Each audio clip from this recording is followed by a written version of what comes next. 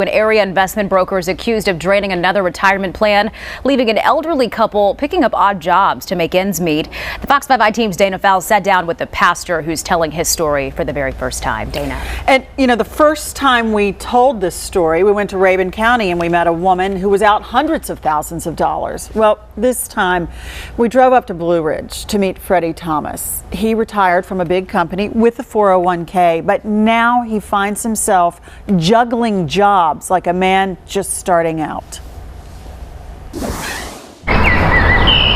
It's a beautiful place to retire, but the view from Freddie Thomas's Blue Ridge porch has changed. But what we're looking at right there is the land you mow to make extra money. The land I mow, that's one of the 8 that I have.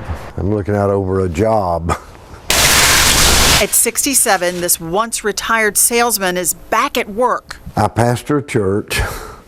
I cut 8 yards during the summer year, or cut 8 yards, have 8 yards. I run a water route 2 or 3 days a week, and I run a laundry route. When Mr. Thomas retired, he got a call from his insurance company, MetLife. And the company, MetLife, sent this man to you. Mr. Turner to my house, yes.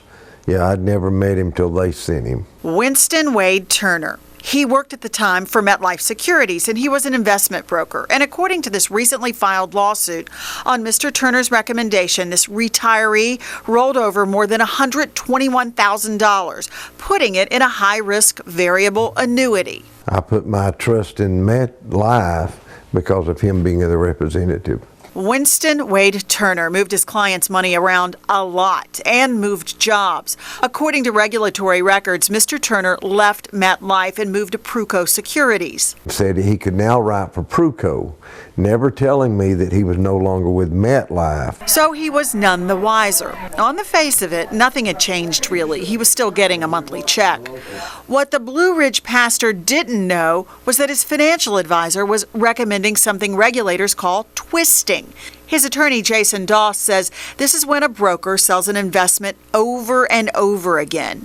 Expensive for Mr. Thomas, but a big moneymaker for the broker. He was selling an annuity product that has a high commission up front, liquidating that annuity, causing a surrender charge to be paid by the customer to then sell a new annuity to make a new commission. Freddie Thomas's lawsuit against MetLife and Pruco Securities claims these companies did not warn or notify him that their employee was engaging in deceptive acts. In fact, Pruco had fired Winston Wade Turner for how he handled investments, like Mr. Thomas's. The industry's regulatory group was investigating him all the way back in 2015. He was even banned from the industry. But nobody told this retiree, so the broker was free to offer another so-called investment opportunity. Then with Pruco, we went from there to the North American biofuel that he represented. A company that his lawsuit claims didn't exist. How much is in that 401k right now? Nothing. You have no money in your 401k? Nothing. It's all gone.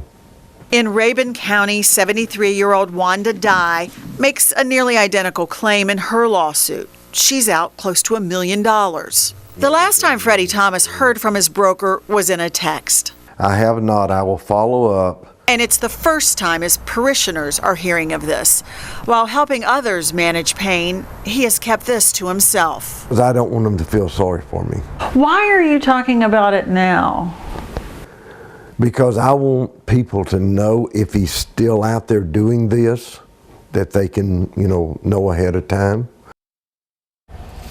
And we have been unable to reach or track down Winston Wade Turner. Now, the folks at Pruco Securities say it can't comment on any pending litigation. Wow. Yeah. Shocking to hear yet another case of this happening, another Dana. one. So we know the companies that are being sued here, but what about the broker?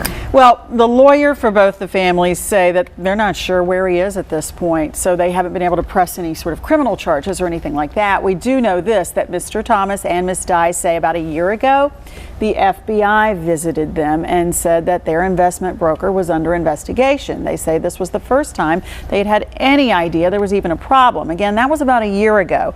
I've reached out to the FBI and the U.S. Attorney's Office, and they didn't provide any additional information. But listen, Mr. Thomas found out about this because he saw this story and he started connecting the dots, and that's how he got connected to the attorney. So if there's anyone else out there who's had the same experience with this same broker, please reach out. Yeah, please do. Hopefully get you some help. Yeah. All right, Dana, thank you.